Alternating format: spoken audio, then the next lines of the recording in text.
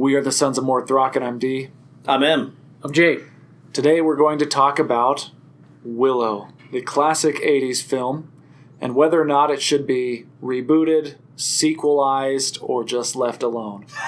Now, before we begin, everyone needs to know Willow has a special place in my heart.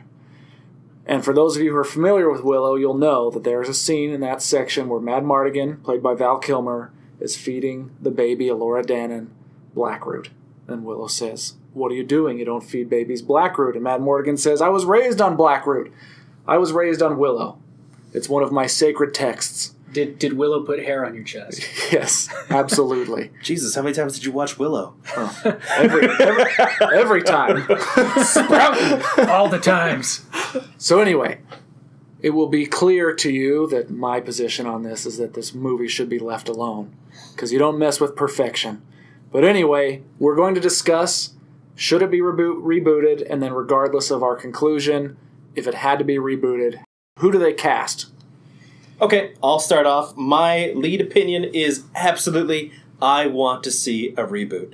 Our ability to tell stories is so much improved at this point in time that we could really take that Willow narrative and just put some real gas into it, make it great, intensify the action, improve the special effects. We've got a great framework to interact with, and I think the story could be told much better, and the effects could be greatly improved. And I think we've got a whole tremendous crop of actors that would be jumping all over themselves to get on board with the Willow project. And I would love to see a full reboot. Okay, I'm gonna preface my comments by saying I'm with Dee on this. This was a staple of my childhood. I loved Willow. That being said, I talked to people about Willow, and it's surprising how many are like, that movie was stupid. I didn't like that at all. My wife being one of them, sadly. Annulment. Too late. But Willow is one of those lesser-known George Lucas stories. Ron Howard directed. I really think the acting is quite spot on, and we'll talk about that more later, but I think it's a fun story. Is it a bit of a rip-off of every story of a person who's searching for their courage and to prove themselves, and they have mentors, and there's all of the elements of Star Wars is... I was thinking Wizard of Oz with swords, but yeah, sure. Wizard of Oz, Star Wars... Lord of the Rings. You name it. They're all the same story. They all have the same character types, right? But I really think it's good. Something that I think is also really impressive about this movie, on top of the characters, the acting, is something that I feel like too much now we don't see anymore, and that is... Little people. Yes, little people. Hot gingers. Well, they're everywhere.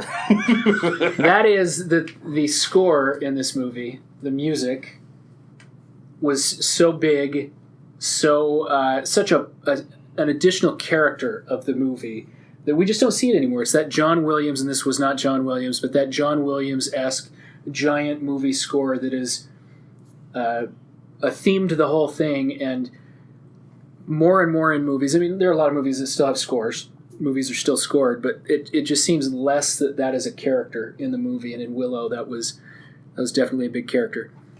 My opinion, with all that being said, all the praise I have for the show... That was a lot. That was a lot. My opinion is that I don't want to see a... Oh, Willow. Oh, I love you so much. A reboot, but I would like a sequel. Original actors. With Fat Val. Ron Howard. You know what? Do not speak ill of Val Kilmer. I love he will Val rise Kilmer. again. I believe in Val Kilmer. You know what? It does not get better than Doc Holliday, Val Kilmer, so... Yeah, he's going to have to do cocaine for a little while and get to where he was. Let's go! Okay, I said.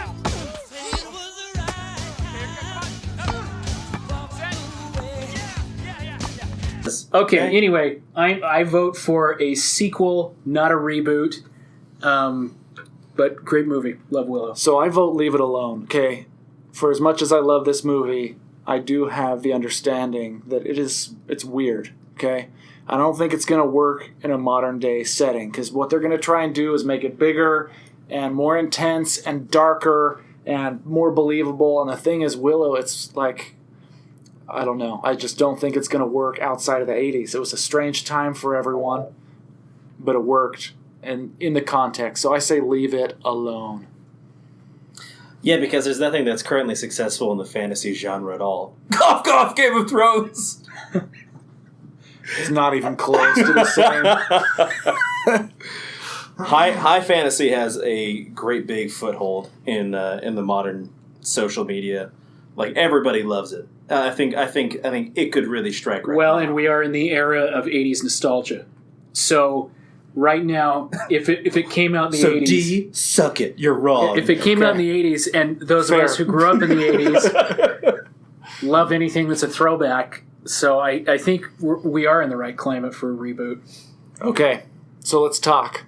All right, so if you are forced to join me in a reboot, okay, let's go through Mad Mardigan, as previously played by the awesome, unstoppable force that was Val Kilmer. Okay, he was great. Was.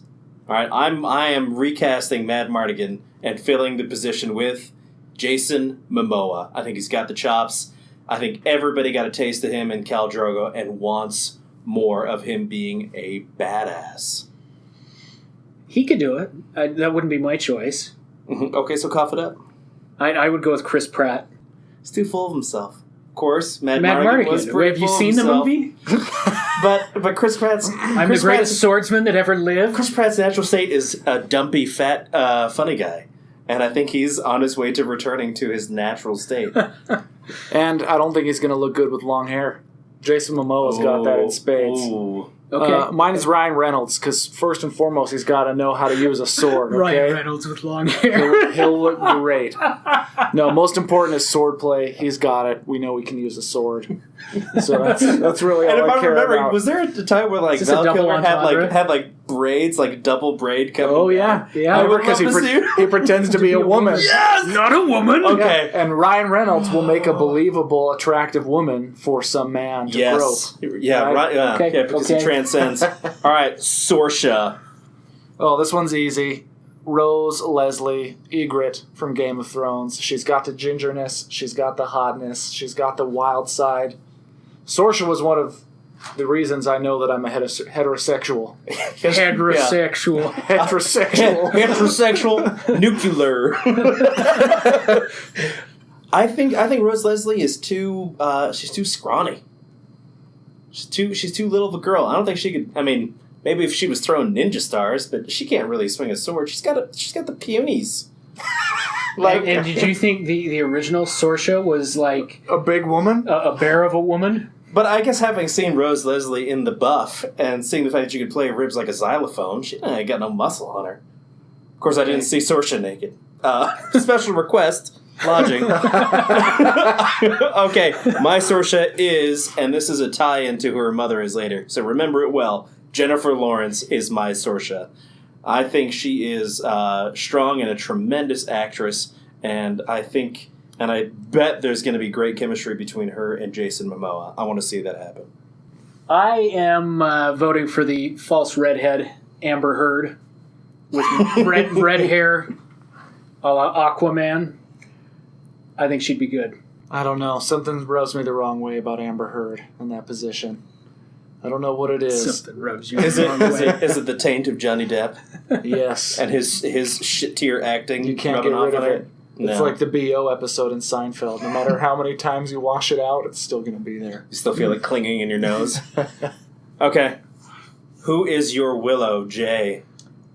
Okay, I'm going with a Lord of the Rings forced perspective small person, Mm-hmm. Daniel Radcliffe. It's good. I think my hesitation with Daniel Radcliffe is actually how much him and Elijah Wood look similar to each other, to where they That's true. they like sign for each other's autographs They and get things like confused that with each because other all the time. people confuse them, Right. and I think it People would would just think it was Frodo. yeah, it would Yeah. be like, Frodo Light. oh, is Frodo doing it again? And I think they'd be confused. My vote, and I think the forced perspective is the way. I don't think I'm not seeing a large availability of little people that could fill the traditional role. And so I think we're going to go with forced perspective, just like Lord of the Rings. My vote is for Tom Holland. I think his that's a good one. His character trait that he plays out in the Spider-Man series, I think, is very Willow-esque. I would love to see him do it. I think we could all wait get a on minute. board. Tell me how his Spider-Man is also like Willow. Spider-Man's kind of a screw-up, and you get to see him rise to success and he do has better. to deliver a baby to giants. and the baby delivery. I didn't say his actions. I said his character type. Oh, I will okay. revert. But I would love to see Tom Holland do it, and I think he would be a lot of fun. So here's the problem, though, is that Willow is the title character of a movie about little people, and you're both going to hire big people to do it? To play little normies to play. Yeah, you can't do that. There's going to get bad press, and you're going to be called haters and bigots.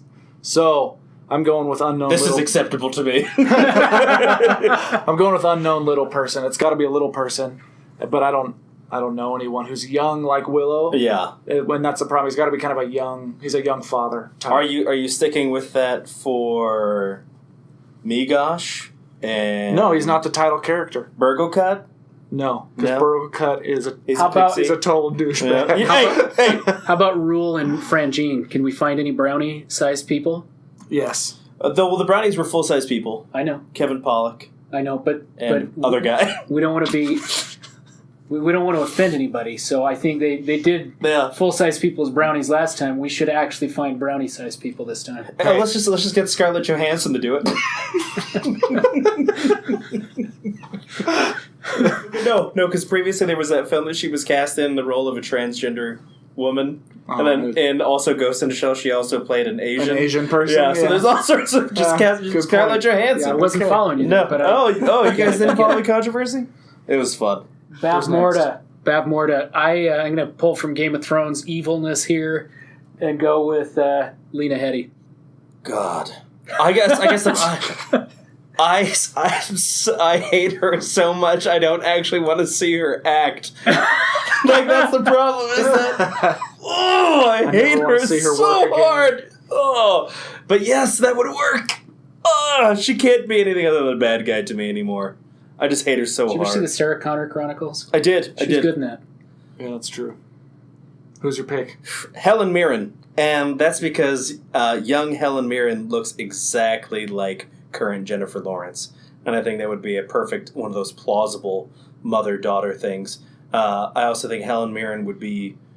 I like it when your villain is just a little bit likable, and I like Helen Mirren, and I think that she could be a just barely confuse you a little bit likable villain, and I'd like to see her pull that move off. I could see that for sure. I put Cate Blanchett.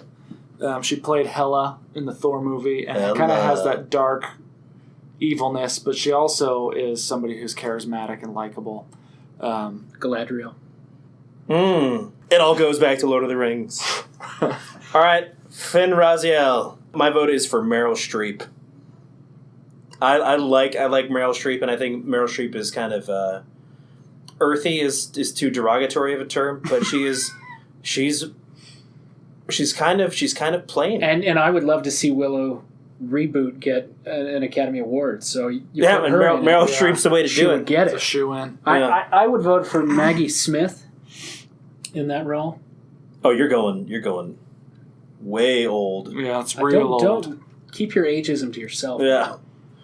But that would probably be more in keeping with the original, right? She's not that old in the original, though. I mean, she's older. The old version of Finn Raziel. Yeah. She seemed old.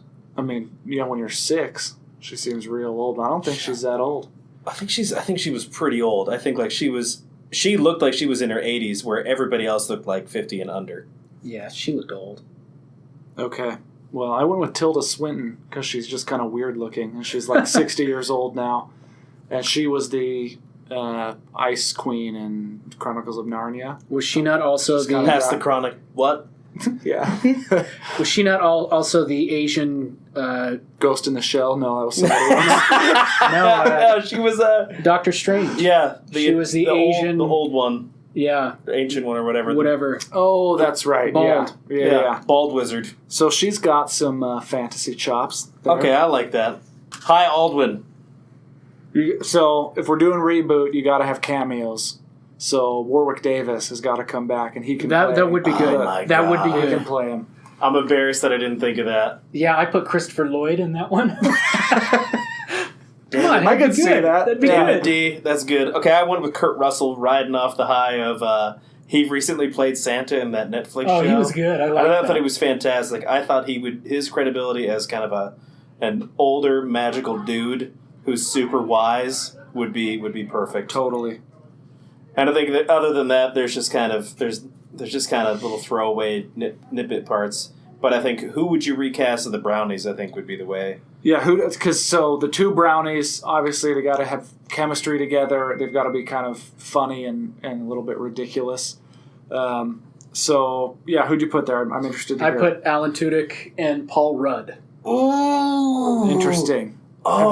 Have they played No, anything I together haven't seen before? them together, but they'd be good. No. That would be super quirky, both of them. Oh Like, yeah. that could be good. Okay. My original answer was Seth Rogen and James Franco, but I'm going to jump on Team J for that one.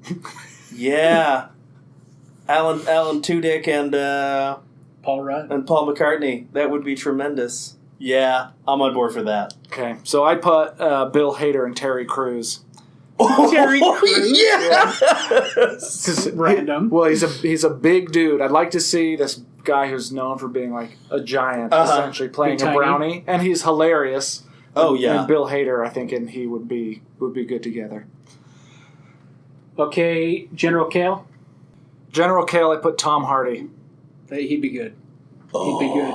I put Christopher Hivju, Tormund. Tormund, absolutely. I think he I can made pull that him off. somebody else. But so here's the thing: General Kale's most famous line. Destroy the beast. Find the baby. I can see Tormund saying that actually. Oh, that would Tormund be could say that. I could also see Tom Hardy. Tom Hardy. It would be more like dark and mysterious. They would be though. pretty terrifying. Destroy the beast. Find the baby. I think for my General Kale, who did I put? Who's my Huckleberry here on this one? Rory McCann, a.k.a. the Hound. I think the Hound is such He a could do it. He could menacing do it. person. And he was menacing as hell when he had his dog helmet on, and I think he could pull it off. Totally. All right. Tell us where we're wrong. We'd love to hear from you. I think we're pretty spot on. We'd be dancing all around it if they actually decide to do a reboot or a sequel. But they shouldn't leave it alone because it's time. It's time to bring it back for the people. False. All right. We're the Sons of Morthraken. Thanks for watching.